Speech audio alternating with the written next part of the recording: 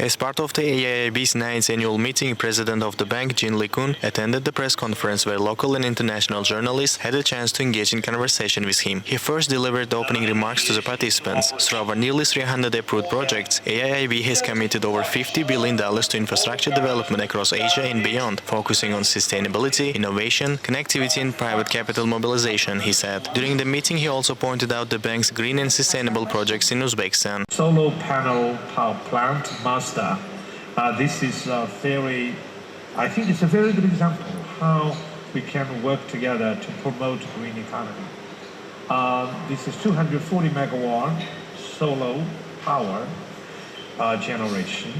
It could provide steady electricity to 264,000 households. And it can also save 270,000 metric tons of carbon dioxide annually.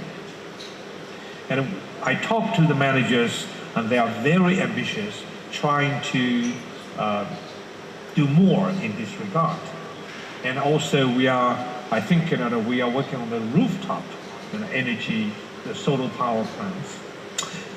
So renewables and improving the power transmission is also very important.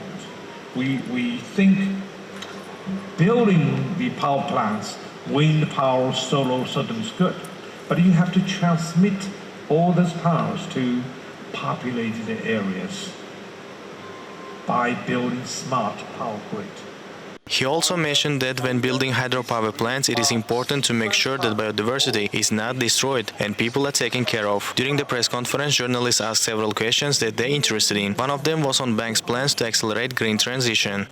My question is, what goals does the bank have for acceleration of green transition and how does it plan to do it? By 2025, at least 50% of the financing would be for climate change.